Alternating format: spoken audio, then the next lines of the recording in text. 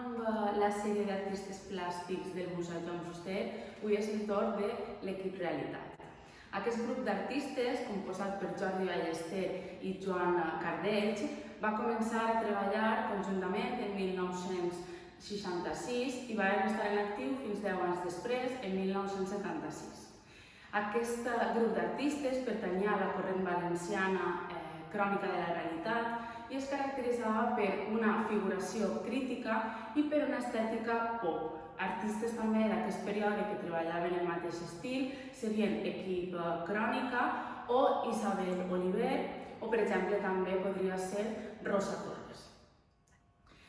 La trajectòria de l'Equip Realitat destaca sobretot el seu compromís amb la societat, la política, l'economia i sobretot la cultura de l'Espanya predemocràtica, fent-ho sobretot en un estil, diríem, vinculat a la crítica i també amb un to satíric.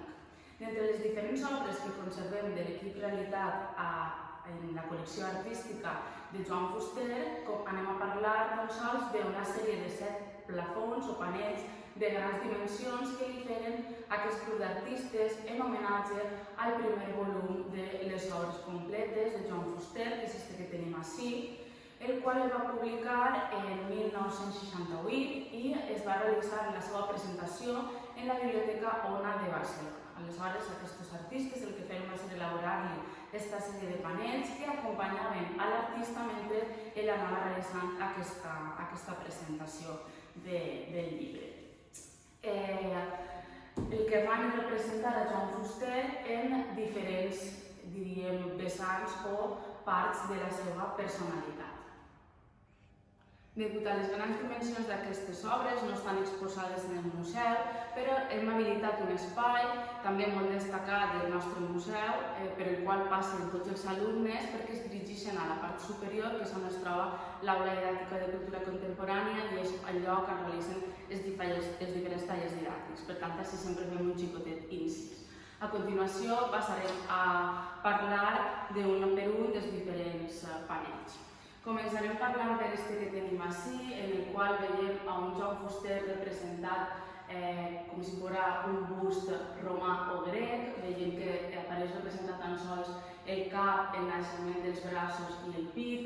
Se'l representa en un material petri i podem apreciar que fins i tot porta una corona de lloret, el que significa que és un personatge molt destacat i li estan realitzant un cert homenatge. Si ens fixem en la part inferior, en la base, trobaríem escrit Glòria al poble de Sueca.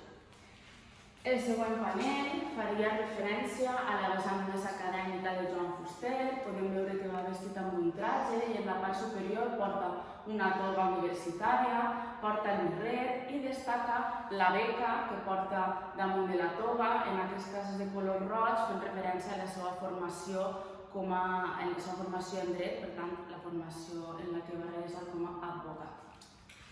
A continuació tenim el Joan Fuster vestit amb una indumentària típicament valenciana, destacaria el juquetí o fins i tot el que seria la manta morellana, i un element molt significatiu és el cigarret que porta en la boca fent referència a un dels seus vicis. Ací veiem a Fuster representat amb el seu cap i el cos d'un au, fent referència a una famosa frase que té aquest escriptor que diu que els escriptors són animals de ploma. Per això fa el joc amb la ploma d'escriure i amb la ploma dels animals.